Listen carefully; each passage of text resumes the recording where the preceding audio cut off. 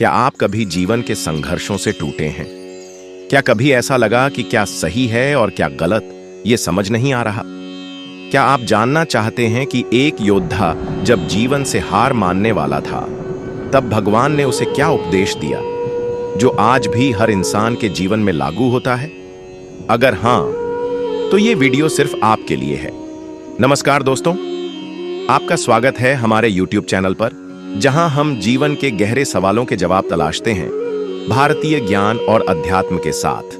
आज हम बात करने जा रहे हैं उस दिव्य ग्रंथ की, जो सिर्फ एक किताब नहीं, एक जीवन मार्गदर्शक है। श्रीमद् भगवद गीता, वो संवाद जिसने अर्जुन को उठाया और पूरी मानवता को रास्ता दिखाया।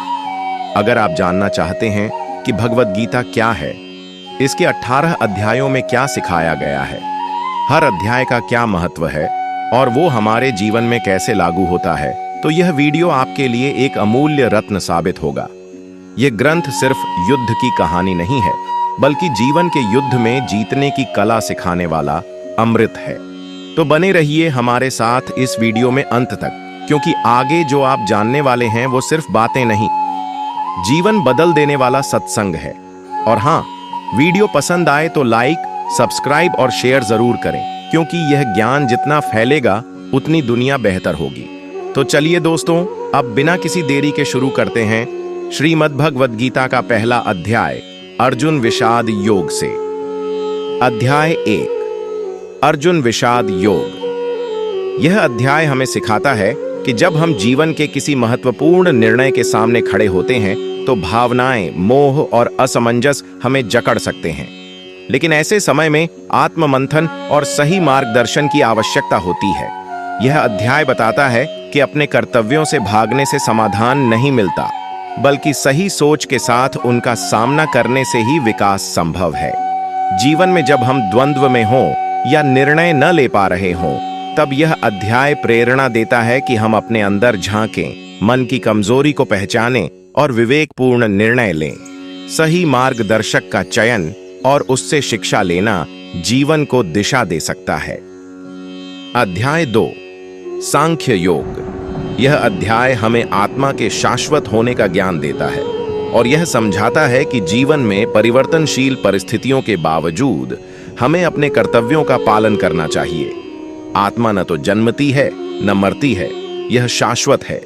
इस ज्ञान के माध्यम से हमें यह समझना होता है कि जीवन में शारीरिक और मानसिक चुनौतियां आती हैं, लेकिन हमारा अस्तित्व इनसे परे है। हमारे जीवन में जब संघर्ष या संकट आए, तो हमें अपने भीतर स्थिरता बनाए रखनी चाहिए। हम अपनी आत्मा के प्रति जागरूक होकर बाहरी परिस्थितियों से प्रभावित होने की बजाय शांत और संतुलित रहकर अपने कर्तव्यों का पालन कर सकते हैं। यह अध्याय हमें यह भी सिखाता है कि हमें अपनी इच्छाओं और परिणामों से ऊपर उठकर कर्म करना चाहिए और निस्वार्थ भाव से कार्य करना चाहिए। अध्याय 3, कर्म योग। इस अध्याय में श्री कृष्ण ने अर्जुन को कर्म करने का महत्व समझाया है। उन्होंने कहा कि जीवन में कर्मों को नकारा नहीं जा सकता। हर व्यक्ति को अपने अपने कर्तव्यों को निभाना आवश्यक है। जो व्यक्ति निष्काम भाव से बिना किसी फल की इच्छा के कर्म करता है, वह सच्चा योगी है। हमारे जीवन में भी यह सीख महत्वपूर्ण है। हम जो भी कार्य करें, चाहे वह बड़ा हो या छोटा, हमें उसे पूरी निष्ठा और ईमानदारी से करना चाहिए। कर्म को फल के लिए नहीं, बल्कि कर्तव्य के रूप में करना चाहिए। जब हम बिना किसी स्वार्थ के काम करते हैं, तो हमें मानसिक शांति और संतोष मिलता है, और यही वास्तविक सुख है। अध्याय 4, ज्ञान कर्म संन्यास योग। इस अध्याय में भगवान श्री कृष्ण ने ज्ञान और कर्म के बीच संबंध को स्पष्ट किया है। वे बताते हैं कि सही ज्ञान प्राप्त करने के बाद व्यक्ति अपने कर्मों को सही दिशा में करता है। जब हम जीवन के गहरे सत्य को समझते हैं, तो हम अपने कार्यों में अधिक समर्पित और निस्वार्थ होते हैं।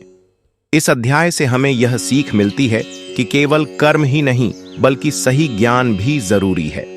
जब हमें सही ज्ञान और समझ मिल जाती है, तो हमारा हर कार्य एक साधना बन जाता है। जीवन में जब हमें किसी कार्य के बारे में भ्रम होता है या रास्ता अस्पष्ट लगता है, तो सही मार्गदर्शन और ज्ञान प्राप्त करें। यह ज्ञान हमें अपने जीवन के कर्तव्यों को सही तरीके से निभाने की शक्ति देता है और हमें कर्मों में संतुलन बनाए रखने में मदद करता है। अध्याय 5 कर्म संन्यास योग। इस अध्याय में श्री कृष्ण ने बताया कि कर्म को त्यागना और कर्म करते हुए त्याग की भावना रखना दोनों में से श्रेष्ठ क्या है। उन्होंने स्पष्ट किया कि बिना कर्म किए संन्यास लेने से बेहतर है मन में आसक्ति छोड़े बिना कर्म करते रहना।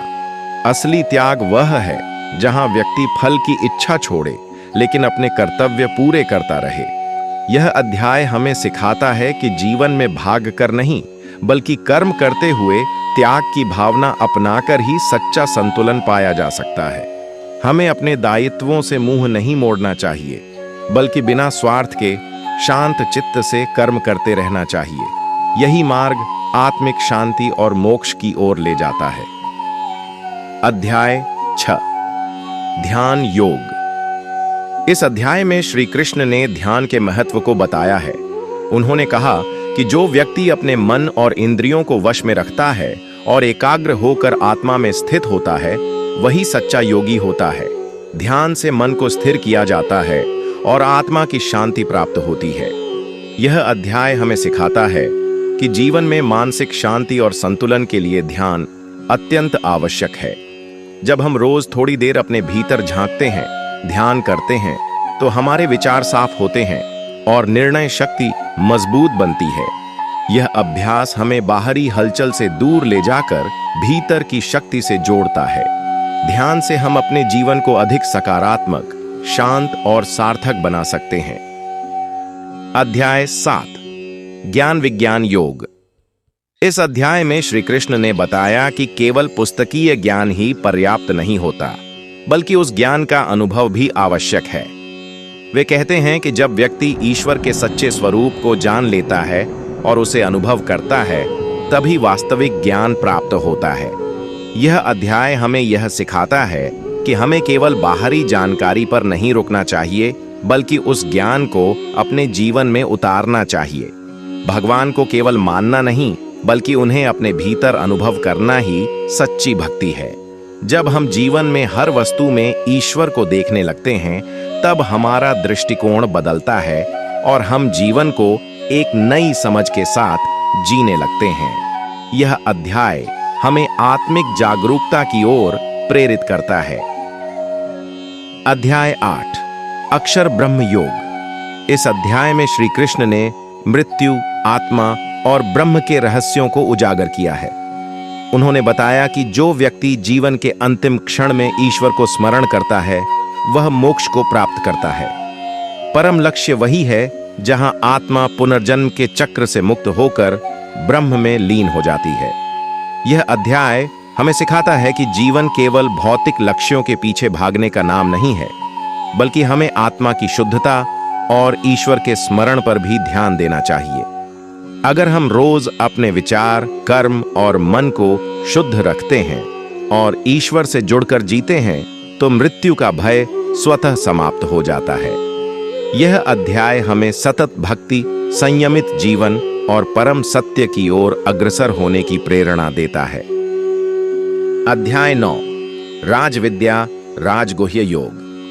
इस अध्याय में श्री कृष्ण ने उस परम ज्ञान और रहस्य का वर्णन किया है जो सबसे श्रेष्ठ है और वह है ईश्वर में संपूर्ण विश्वास और प्रेम। उन्होंने कहा कि जो व्यक्ति सच्चे हृदय से भक्ति करता है उसे भगवान सदा अपने निकट रखते हैं। यह ज्ञान जीवन को प्रकाशित करता है और आत्मा को परम शांति देता है। यह अध्याय हमें सिखाता है कि भक्ति कोई बड़ा अनुष्ठान नहीं बल्कि एक सरल, निष्कलंक भावना है। जब हम सच्चे मन से भगवान को याद करते हैं तब वे हमारी हर परिस्थिति में साथ होते हैं। यह अध्याय हमें प्रेरणा देता है कि हम जीवन में सच्चे मन, श्रद्धा और प्रेम से ईश्वर की भक्ति करें, न किसी दिखावे के लिए, न किसी भय से, बल्कि केवल आत्मीयता और विश्वास से। अध्याय 10 विभूति योग। इस अध्याय में श्री कृष्ण ने बताया कि संपूर्ण सृष्टि में जो भी अद्भुत, शक्तिशाली और तेजस्वी है वह सब उनकी ही दिव्य विभूतियों का अंश है। उन्होंने यह भी समझाया कि जो व्यक्ति इन विभूतियों को पहचान कर भगवान को हर जगह अनुभव करता है वह सच्चे ज्ञान से युक्त होता है। यह अध्याय हमें यह सिखाता है कि हमें ईश्वर को केवल मंदिर या मूर्ति में नहीं बल्कि संसार की हर चीज में देखना चाहिए। हर सुंदरता, हर सामर्थ्य, हर ज्ञान में भगवान की झलक होती है। जब हम इस भावना से जीवन को देखते हैं तो हमारे अंदर अहंकार नहीं आता बल्कि नम्रता और कृतज्ञता जन्म लेती है। यह दृष्टिकोण हमें हर परिस्थिति में ईश्वर की उपस्थिति का अनुभव कराता है और हमारे जीवन को दिव्यता से भर देता है। अध्याय 11 विश्व रूप दर्शन योग। इस अध्याय में श्री कृष्ण ने अर्जुन को अपना विराट रूप दिखाया, जिससे यह स्पष्ट हुआ कि वे संपूर्ण सृष्टि के मूल, आधार और संचालक हैं। इस रूप को देखकर अर्जुन को यह बोध हुआ कि भगवान केवल एक मित्र या सारथी नहीं बल्कि संपूर्ण ब्रह्मांड के नियंता हैं। यह अध्याय हमें सिखाता है कि ईश्वर की सत्ता केवल सीमित रूपों तक नहीं है बल्कि वे हर दिशा, हर क्षण और हर प्राणी में विद्यमान हैं। जब हम इस सच्चाई को समझते हैं तो हमारे भीतर श्रद्धा और विनम्रता का भाव उत्पन्न होता है। यह अध्याय हमें यह भी प्रेरणा देता है कि हम अपने जीवन को केवल बाहरी दृष्टि से न देखें बल्कि हर अनुभव में परम सत्ता को पहचानें और उसी के अनुसार अपने आचरण को विनम्र, भक्तिपूर्ण और समर्पित बनाएं। अध्याय 12 भक्ति योग। इस अध्याय में श्री कृष्ण ने भक्ति के मार्ग को सबसे सरल और श्रेष्ठ बताया है। उन्होंने कहा कि जो व्यक्ति मन, वाणी और कर्म से भगवान को स्मरण करता है और उन्हें समर्पित होकर प्रेम करता है वही सच्चा भक्त है। भक्ति में न जाति का भेद है न ज्ञान की शर्त, केवल सच्चे हृदय से प्रेम चाहिए। यह अध्याय हमें सिखाता है कि भगवान को पाने के लिए कठिन तपस्या नहीं बल्कि निष्काम प्रेम और श्रद्धा चाहिए। जब हम अपने जीवन में ईश्वर को अपना साथी, मार्गदर्शक और आश्रय मानते हैं तो भक्ति अपने आप जागती है। यह अध्याय हमें यह भी प्रेरणा देता है कि हम अपने मन को शुद्ध रखें, दूसरों के प्रति करुणा रखें और हर कार्य में भगवान को समर्पित भाव से जोड़ें। यही सच्चा भक्ति मार्ग है। अध्याय 13 क्षेत्र क्षेत्रज्ञ योग। इस अध्याय में श्री कृष्ण ने शरीर को क्षेत्र और आत्मा को क्षेत्रज्ञ कहा है। उन्होंने समझाया कि हमारा शरीर केवल एक माध्यम है, जबकि जानने वाली, देखने वाली और अनुभव करने वाली चेतना, आत्मा ही हमारी असली पहचान है। जो व्यक्ति शरीर और आत्मा के भेद को समझता है वही सच्चा ज्ञानी है। यह अध्याय हमें सिखाता है कि हमें अपने आप को केवल इस नश्वर शरीर तक सीमित नहीं मानना चाहिए।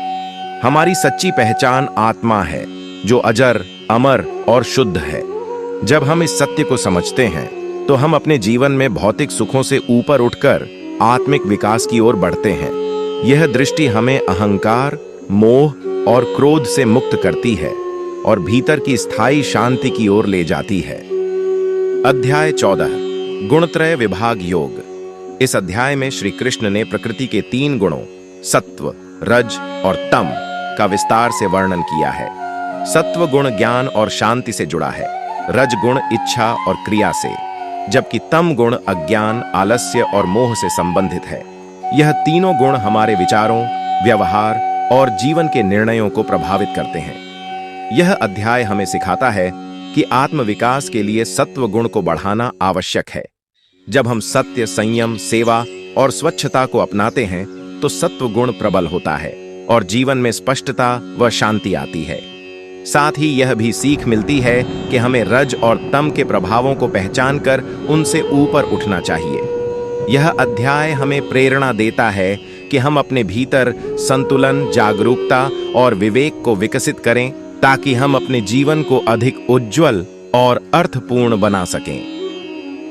अध्याय 15 पुरुषोत्तम योग। इस अध्याय में श्री कृष्ण ने जीवन के वृक्ष का सुंदर रूपक प्रस्तुत किया है, जहां उन्होंने संसार को एक उल्टे वृक्ष की तरह बताया है, जिसकी जड़ें ऊपर परमात्मा में हैं और शाखाएं नीचे संसार में। इस संसार के मोह रूपी बंधनों से मुक्त होकर ही व्यक्ति परम पुरुष अर्थात पुरुषोत्तम को प्राप्त कर सकता है। यह अध्याय हमें सिखाता है कि यह संसार परिवर्तनशील है और इसमें फंसकर हम अपने असली स्वरूप को भूल जाते हैं। जब हम ईश्वर को अपनी जड़ मानते हैं और भौतिक इच्छाओं की जगह आत्मिक उन्नति की ओर ध्यान देते हैं, तब हम वास्तव में शाश्वत शांति की ओर बढ़ते हैं। यह अध्याय हमें यह समझने की प्रेरणा देता है कि हम केवल शरीर नहीं हैं, हम परमात्मा के अंश हैं और जीवन का उद्देश्य उसी पुरुषोत्तम परमात्मा को पहचान कर उनसे एकत्व प्राप्त करना है। अध्याय 16 दैवासुर संपद विभाग योग। इस अध्याय में श्री कृष्ण ने 2 प्रकार के स्वभावों का वर्णन किया है, दैवी स्वभाव और आसुरी स्वभाव। दैवी गुणों में शांति, करुणा, सत्य, क्षमा, विनम्रता और संयम होते हैं, जबकि आसुरी गुणों में अहंकार, क्रोध, कपट, लालच और हिंसा शामिल हैं। उन्होंने बताया कि दैवी स्वभाव आत्मा को मोक्ष की ओर ले जाता है, जबकि आसुरी स्वभाव बंधनों और विनाश की ओर ले जाता है। यह अध्याय हमें सिखाता है कि अपने जीवन में हमें किन गुणों को अपनाना चाहिए और किन से बचना चाहिए। जब हम अपने व्यवहार में विनम्रता, सत्य, सहनशीलता और करुणा जैसे गुण लाते हैं, तो हमारा जीवन शांत, सुंदर और ऊर्जावान बनता है। यह अध्याय हमें आत्मनिरीक्षण करने और अपने स्वभाव को सुधारने की प्रेरणा देता है, ताकि हम एक श्रेष्ठ, सुखद और आध्यात्मिक जीवन जी सकें। अध्याय 17 श्रद्धात्रय विभाग योग। इस अध्याय में श्री कृष्ण ने श्रद्धा के 3 प्रकार बताए हैं, सत्वगुणी, रजोगुणी और तमोगुणी। उन्होंने कहा कि व्यक्ति जैसी श्रद्धा रखता है, वैसा ही उसका जीवन, उसका आचरण और उसका परिणाम होता है। सत्वगुणी श्रद्धा ज्ञान, शुद्धता और ईश्वर की भक्ति से जुड़ी होती है।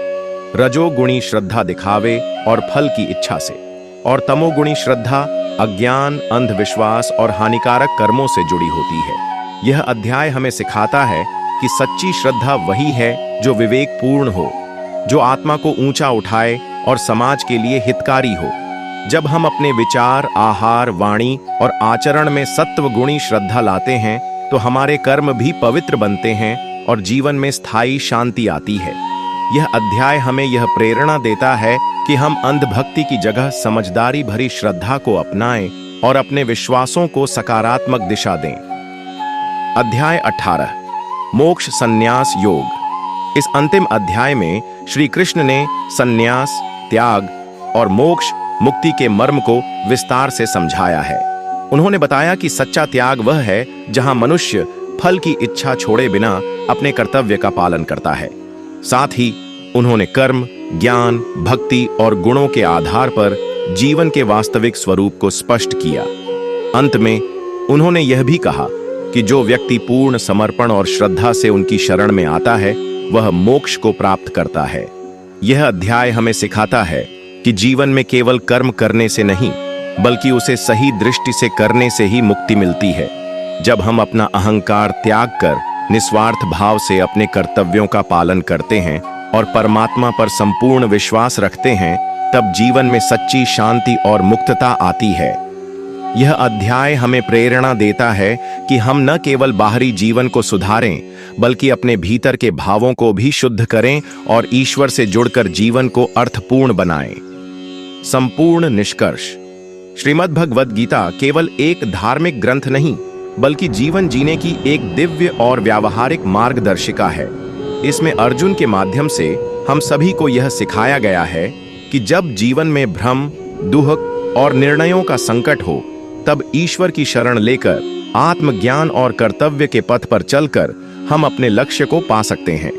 गीता हमें यह सिखाती है कि सच्चा धर्म वही है जो मन, वचन और कर्म को शुद्ध करता है। निष्काम कर्म, भक्ति, ज्ञान और आत्म संयम, ये 4 स्तंभ हमारे जीवन को ऊंचाई तक ले जाते हैं। गीता के अनुसार जीवन में सबसे महत्वपूर्ण है अपने स्वधर्म का पालन, ईश्वर में अटूट श्रद्धा और हर परिस्थिति में समत्व का भाव बनाए रखना। गीता हमें यह भी प्रेरणा देती है कि हम अपने भीतर छिपे हुए दिव्य स्वरूप को पहचानें और जीवन को केवल सांसारिक सफलता के रूप में न देखें, बल्कि आत्मिक उन्नति और मोक्ष की दिशा में अग्रसर हों। इस प्रकार श्रीमद्भगवद गीता एक अमृत स्रोत है जो हर युग, हर व्यक्ति और हर परिस्थिति में मार्गदर्शन देने वाला प्रकाश है।